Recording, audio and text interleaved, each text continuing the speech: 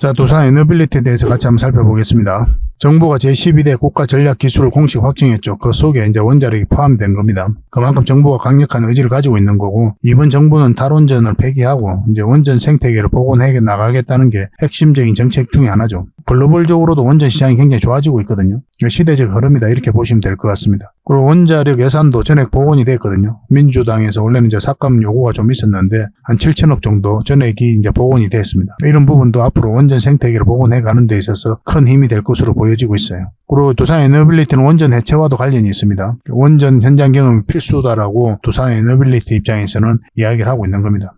두산 에너빌리티는 한전 KPS, 현대건설들과 함께 한수원에서 발주하는 원전 해체 수주가 유력한 대기업이다. 그렇게 보시면 되겠습니다. 한쪽에서는 원전 해체 시장이 계속 커지고 있죠. 노후화돼 가는 원전이 굉장히 많기 때문에, 그리고 한쪽에는 세계 각국들이 탈원전을 폐기하고 원전으로 회귀하고 있기 때문에 원전 시장 자체가 굉장히 커지고 있습니다. 이 과정에 있어서 많은 기회를 얻을 것으로 보여져요. 그래서 원전 해체 이 부분도 우리가 반드시 주목을 해야 될 것 같습니다. 내년에 이제 우리나라에서는 원전 해체가 이제 본격적으로 출발할 것으로 보여지거든요. 그 과정에 있어서 핵심적인 역할을 하게 될 게 두산 에너빌리티다 이렇게 보시면 될 것 같습니다. 그래서 하반기, 내년 상반기까지 계속 우리는 원전 관련주들을 좀 체크해 가야 될 것 같아요.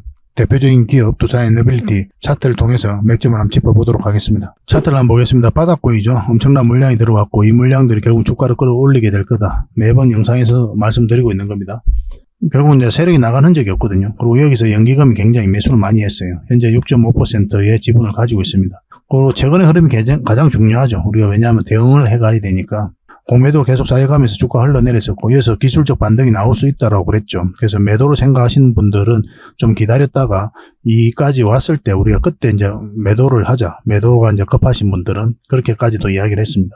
그리고 여기는 이제 맥점이 되지는 않아요. 맥점이 되려면 이 자리가 이제 맥점이 되는 겁니다. 그때 영상에도 다 말씀을 드렸죠. 그래서 우리가 생각했던 그 지점에서 계속 저항을 맞고 있는 거죠.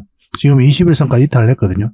살짝 이탈한 거죠. 그래서 화요일 날 상황을 보면서 우리가 대응을 해가야 됩니다. 월요일은 이제 어차피 휴장이니까 크리스마스 때문에 화요일 날 장이 열리는데 장이 어떻게 움직이느냐에 따라서 이제 판단을 해야 될 것 같습니다. 근데 매도를 하신 분들도 계시겠죠. 살짝 이탈을 했으니까. 그래도 나쁜 선택이 아닙니다. 다시 올라오면 다시 하면 돼요. 어차피 단기 맥점이니까 이 자리는. 만약에 갭 하락해가지고 이어서 이제 출발을 하잖아요. 그러면 이제 팔면 안 됩니다. 양봉으로 이렇게 올라올 가능성이 많아요. 그런 경우는. 그래서 좀 더 지켜봐야 돼요. 그때는. 어차피 많이 내려갔잖아요. 어차피 지금 파나 좀 더 기다렸다 파나 똑같거든요. 이렇게 뚝뚝 떨어지지 않는 이상은.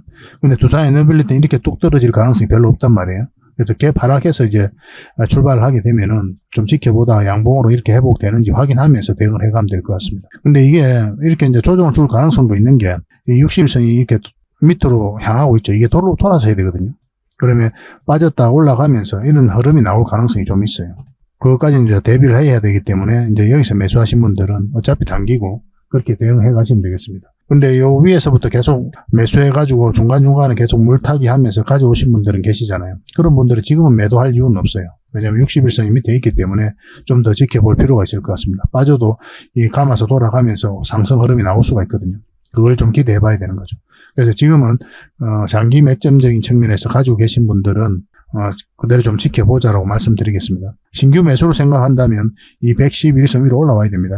여기서부터 우리가 매수적인 관점에서 고민을 해야 됩니다. 그 전까지는 그냥 지켜보는 게 좀 좋을 것 같습니다.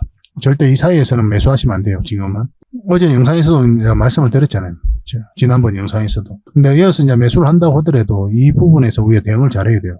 이런 것들이 다 저항 역할을 하게 되거든요. 수직 상승해서 계속 올라가지는 않으니까 올라가더라도 적당하게 수익을 챙기다가 결국은 우리가 원하는 맥점은 448선이죠. 왜냐하면 이제 큰 추세가 바뀌는 자리거든요. 여기서부터 어떻게 흐름을 그리는지 정말 예의주시해서 봐야 됩니다. 정확하게 맥점에서 찍기만 하면 큰 상승이 나올 때 큰 수익을 좀 챙길 수가 있어요. 일단 당분간은 좀 지켜봅시다. 지켜보시면서 월요일 날 저희가 대응을 좀 해드리겠습니다. 두산 에너빌이라는 문자 보내주시면 돼요. 선착순 30명입니다. 그리고 저희 자원 고래방에서는 실시간으로 계속 대응해드리고 관련 정보들을 드리고 있으니까 잘 따라오시면 되겠습니다. 고래방이라고 문자 보내주시면 됩니다. 그렇게 손발 맞춰 갑시다.